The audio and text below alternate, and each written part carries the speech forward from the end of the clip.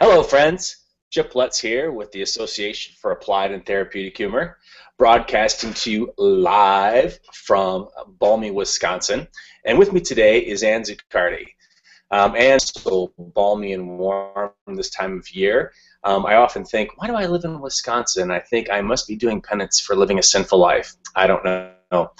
Anyway, when I first met Ann at a conference a few years ago, and I got in a cup of coffee, and I was sitting there, all of a sudden she had looked me up on Twitter and tweeted, "I'm going to steal your coffee." And then she started giggling, and I looked and I realized it was the same person that was on Twitter, and I thought, this is somebody that I've got to know a little bit better. Now, Ann will be speaking at our 28th annual conference at the end of May in Philadelphia, and I'm pretty excited about hearing what she has to say. So, hello, Ann, the Hi. AATH world. Hello. Now, you call yourself an accidental neuroscientist. What is that about? What does that mean? Um, I'm not really a neuroscientist, but as you probably have noted, can you still see me? Can you still see me? I see your picture. I hear you fine. We'll just go. Keep going. Okay. Um, so I'm not really a neuroscientist, but as you probably know, brain training and neuroplasticity, which is the idea that our brains can constantly create new connections throughout a lifetime, is really hot these days, especially with aging baby boomers. And I am part of that generation. I'm at the tail end of that generation. And I had never really paid much attention to that, even though they market it brain training to people in their 50s and 60s, until I had to. I had a brain injury 4 years ago in 2011. I fell in a bathtub in Germany, and a lot of things changed. My short-term memory became compromised. My balance and some visual abilities were compromised, and those things remain compromised to this day. So I became very interested in how the brain works and in reconnecting those severed neurons that had sort of, become disconnected, creating some new connections to get some of those abilities back and finding new creative ways to do things that I could no longer do. So suddenly I became very interested in brain training and neuroplasticity and how the brain works. And it really wasn't until I had a personal reason to care about it that I started learning. So that's why I call myself an accidental neuroscientist. Sometimes I feel like I know more than a lot of primary care physicians that I've seen in the past 4 years, because I've had to be a really strong advocate for myself. And, as we all know, the science of neuroplasticity and neuroscience is constantly changing, and we're constantly learning new things. So it's impossible for one person to know everything. And of course, every brain is different. So what works for me may not work for someone else with the same kind of injury. Now, three things that you said there that interest me. One, I think if there's any place that would be Germany. Yeah. Two, you said it was impossible for anybody to know, somebody know everything. See, I'm not an advocate for that, because I personally tell my teenagers that I know everything all the time. And three, neuroplasticity, one, it's hard for me to say, but it's, yeah, you're right, it is very hot. But you've kind of put a spin on that and created this, term called neuroplastic, is really relevant to us in AATA, neuroplasticity. Neuroplasticity.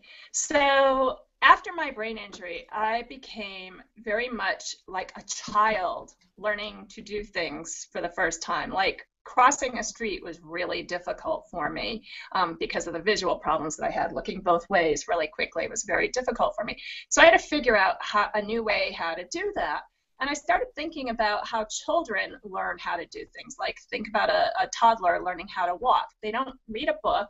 They don't Google it. They don't take a class. They just kind of figure it out in their own time, in their own way, and every toddler does it different. And so I realized that when we play, And when we put ourselves in that childlike place, we kind of lose our ego and our self, our whole sense of self around that. And we can play with different ways of doing things. And play is kind of what I call the safe unsafe. It allows you to put yourself in weird situations, but it's safe because it's only play. So I started approaching all of the new things that I had to relearn as play, just making a game out of them. So I call it Neuroplasticity. It's funny you said babies don't Google it. So I get this picture in my head of my granddaughter sitting at the computer, pecking. How do I get a cookie from the cookie jar? See, that's really a funny image in my head. Yeah. It's not easy living in here. I'm just saying, just not easy living in here. I hear you. I like that. I think play is fundamental in learning all things and just in keeping ourselves young as well. Now, do you think that having a sense of humor, have you been funny your whole life? Have you had a sense of humor? How is humor factored into your overall well-being in other aspects of your life? I was raised in a funny family, a very creative, playful family. We made a game out of practically everything. I mean, I can remember, sitting around the dinner table as kids discussing interesting words and where they came from and making up games to memorize them. I can remember my father cutting photos out of the newspaper, and we'd have to create these dialogue bubbles or thought bubbles, like Nixon resigning from office. As kids, we didn't know what was really going on, so we were really free to just create whatever we wanted out of it, and they were hilarious. And I really credit my parents with instilling that in us as kids. But I think as we grow older, and we all know this, we get serious, we get jobs, we have kids, we have mortgages, we have all of those things, we get very serious. And so just like a lot of people, as I grew older, I became more serious and less in touch with that, playful, silly, goofy side of myself. So I think it's always been there, and I think we all have it, but we kind of lose touch with it. I imagine that specifically with your TBI and looking at how things go, that you have to have a sense of humor. I mean, with not remembering things, and because otherwise the overall frustration level I think would be too stressful to really deal with. That having a sense of humor and making fun of yourself, a little self-deprecating humor on it, is probably helpful in just dealing and coping with the overall issues that you faced. And how does that? Do you find that that helps? And does your husband ever mess with you, saying, "Hey, no, I told you this, honey. No, I told you this. Don't you remember?" I would use that. Well, actually, what he does is he messes up my piles. Well, he's also in the military, so he likes things very neat and organized. But and I don't. But that's a whole other issue. But yeah, occasionally, people with cognitive dysfunctions, also people with any kind of dementia, Alzheimer's, anything like that, they like routine and structure because it helps keep us grounded.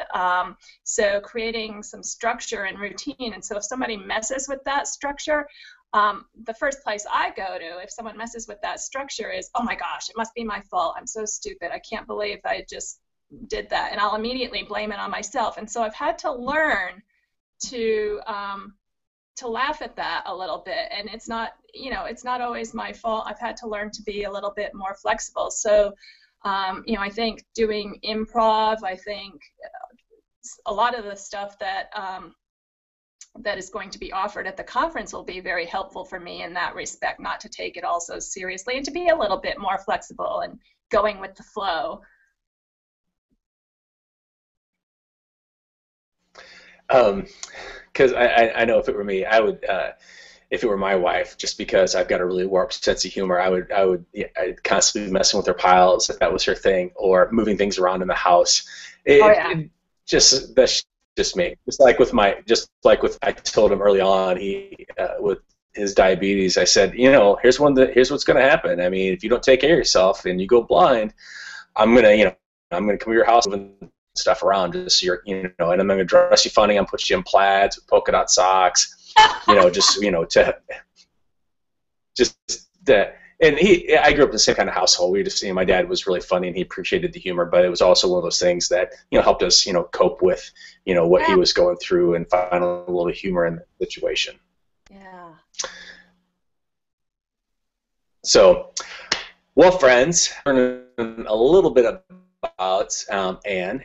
If you want to meet Anne and learn a little bit more about neuroplasticity, I would encourage you to go to aath.org. That's ass with a lisp.org, and check out what we got going on at the conference, the 28th through the 31st of May in the city of brotherly love, Philadelphia. And you're going to laugh, you're going to learn, you're going to find ways to keep your brain healthy and active from now until the day you check out. So until next time, this is Chip Lutz signing off. And thanks again, Anne, for being with me today. Thank you, Chip.